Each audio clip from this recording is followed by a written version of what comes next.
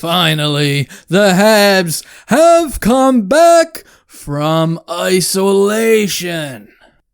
Alright guys, here we go. This is my second game preview for this particular game because the Habs and Oilers are gonna try and play a game again without some kind of madness happening and sitting it back. So in this video, we're going to take a look at the updated standings, the statistics of both teams, the projected lineups, and of course, we'll just talk some shit about the game itself. And if you want to get in on some fun here, try and predict the score in the comment section. And if you manage to somehow get it right, I'll pin your comment and give you a shout out in my next game preview video. Now let's start things off by talking about the last time these two teams met, and we have to go all the way back to February here when the Oilers shut out the Habs by a score of 3-0. And yeah, I remember that game. I remember the disappointment.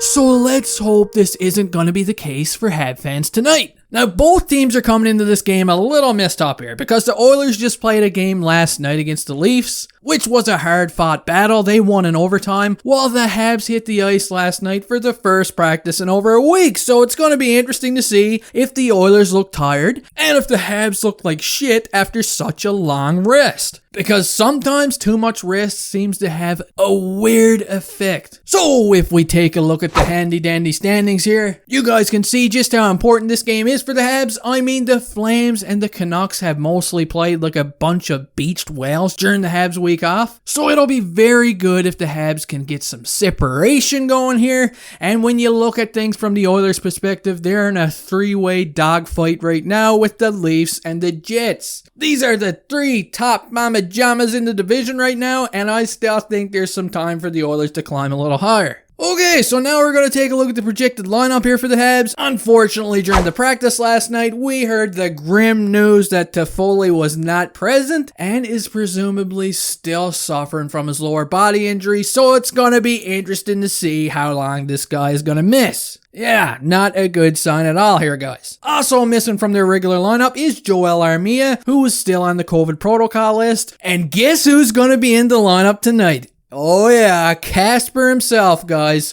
Michael Frolik. The man that we tend to forget still exists. This guy has yet to play an NHL game this season, so there's gonna be a lot of eyes on him, and believe me, I think he's gonna come in here and try and make a good impression. Now on to the defenseman here, and everything is business as usual on the D side of things. Still no Ben Sherratt. He may miss the entire season, although Marc Bergevin seems pretty optimistic that he may return at some point before the playoffs begin. And he did skate a little bit last night at the practice, which is a good sign. Now let's take a look at the Edmonton Oilers side of things, and if you want to see what a scary line looks like, have a look at the top line. Because this is some scary shit right here. McDavid and Draisaitl, they kind of remind me of the movie Freddy vs. Jason, but instead of them fighting each other, they're actually on the same damn team. So yeah, it doesn't get any more terrifying. Anyway, taking a look down the line, some Oiler fans may disagree, but I was watching the first game against the Leafs the other night, and Zach Kassian actually looked pretty good. He got in on the forecheck, he created some opportunities, he made a couple of big hits, including a really big one on Jake Muzzin that I personally enjoyed. So he's definitely a guy to keep an eye on, as he's a bit of a nutcase. He reminds me of the guy from The Shining.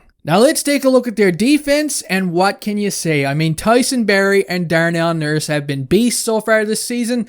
Habs fans are going insane over Jeff Petrie, which is warranted, but Oilers fans have two defensemen here that are just unbelievable so far this year. They like to jump up on the offense, and they make an interesting combo for sure. Now we're going to take a look at the Habs statistics here, and leading the way for the Habs is our fallen soldier Tyler Toffoli, who is going to be greatly missed tonight. Next in line is Jeff Petrie. He's got 27 points in 31 games, which ties him for first place in points, by the way, with Toffoli. Third on the team is Jonathan Drouin. He's got 21 points in 31 games, but he's only got 2 goals, and I know he's got a bunch of assists, but I want to see him shooting the puck more. He seems like he's got a bit of a chip on his shoulder under Dominique Ducharme. Let's get rolling, Drouin. We want to see some more of that. On fourth on this Habs team in points is Nick Suzuki. He's got 20 points in 31 games, and he's been looking pretty good lately as well. Now let's take a look at the Edmonton Oilers statistics, and this makes me a little sad because Connor McDavid has 63 points in 36 games, and nobody on the Habs roster has half of the points that McDavid has. The guy is insane. 21 goals and 42 assists. Moving on, we got Leon Draisaitl in second place. He's got 54 points as well in 36 games. Followed by Tyson Barrie, the offensive defenseman I was talking about. He's got 32 points in 36 games. And next in line is a guy that I was super hyped about since I saw him play in the World Juniors, Darnell Nurse, and he has 12 goals already this season with 15 assists, which gives him 27 points in 36 games. So yeah, as you can see here, there is a lot of high-end talent on this Oilers team. So the Habs are going to have to be extremely careful when playing these guys. Alright guys, that does it for this game preview. If you guys like this video, please tap on that subscribe button, the one right there. Yeah, hit it. And don't forget to predict the score in the comment section. Go Habs, go, and good luck Oilers fans. Let's hope for a good game.